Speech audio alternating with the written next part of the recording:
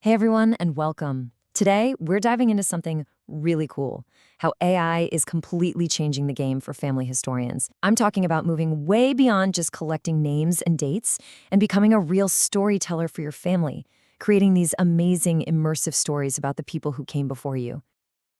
For so many of us, this is exactly how it all starts, right? It's not some big database search. It's finding something real, something you can touch, like an old photo or a stack of letters. It's that one thing that just grabs you and makes you think, I have to know more. So, this is what happened to genealogist Carol Allery. She saw her great grandmother's name, Marianne Evans, on a family tree, and it said she was from Wales. And for Carol, that was it. She called it her "You Are Here" moment.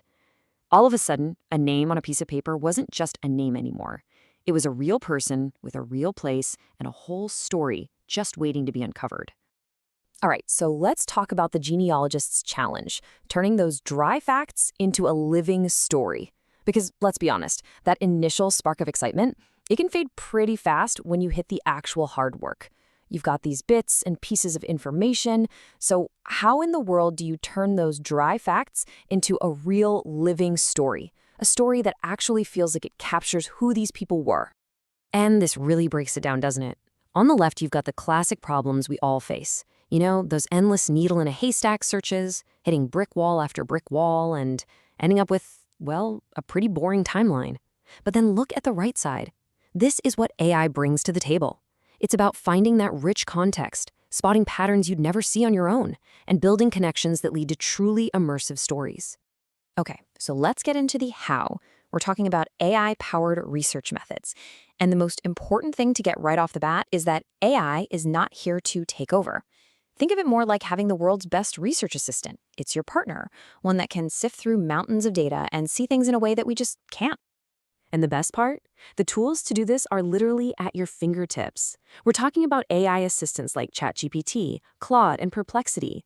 These aren't some far-off complicated things. They're tools that researchers are using right now to completely supercharge their work. Seriously, it's like having a whole team of tireless helpers ready to go 24/7. All right, let's make this real. Here's a super simple workflow. You start with just one document, let's say a census record. You just upload it. Step one, done. Then you ask the AI, hey, pull out the key life events from this. Then, can you create a timeline of where they lived? And here's the magic part. Now describe what their town was like back then. Just like that, you're not just looking at a name anymore. You're starting to build their entire world. So, to see what this really looks like in practice, let's zoom in on the story of one of Carol's ancestors, a man named Joseph Job Evans. His story is the perfect example of how AI can take what seems like a random collection of records and piece together a truly incredible life. So, check this out. This timeline was put together by feeding a bunch of different documents to an AI, and what emerged was this amazing life story. Joseph starts out in Pembrokeshire, Wales in 1853. He gets married, and then, get this, he becomes a landowner. He actually moves his whole family over to England for a while as it's growing, but eventually comes back home to Wales and sets up shop at a place called Trefloyne Farm. What a journey, right? And this is the really critical part. The AI didn't just spit out one fact. It looked across everything: census records, land deeds, even polling lists, and it spotted a pattern, a powerful one. It saw Joseph's journey from just another agricultural laborer to a man who owned his own land. That's a huge story of social mobility and resilience that you could easily miss if you were just looking at records one by one. But these stories aren't always about triumphs. The research also uncovered something truly heartbreaking. By looking at old newspaper articles and coroner's records, the AI pieced together the tragic story of Joseph's daughter, Martha. It's a poignant reminder that these family trees, they're not just names. They're full of real, complex human lives, with all the joy and all the sorrow that comes with it. All right, so now we're going to look at how we go from these individual facts to a full-blown narrative, how we weave that rich tapestry. Because once you start unlocking these individual lives, you can begin to see how they all connect, creating a much, much bigger picture of your family's history. And this is a fantastic example. Let's look at another branch of the family, the Cuttings.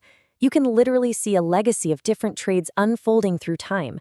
You've got John, a publican, running an inn back in the 1840s. Then his descendant Harry is a carpenter and ironmonger. And then you get to C.H.N. Cutting, a plumber, who also becomes a war hero. Each one of them adds this totally unique thread to the family's story. You know, sometimes the most gut-punching stories are hidden in just a couple of numbers. Take this. The 1911 census shows that one couple, Harry and Emma Cutting, had 12 children. 12! I mean, that's a huge family, even for back then. But then you look at the very next column in that same record, and it tells you the rest of the story.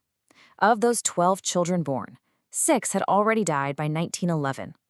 Just 2 numbers on a page, 12 and 6, and suddenly you have this absolutely heart-wrenching insight into the kind of loss this family must have gone through.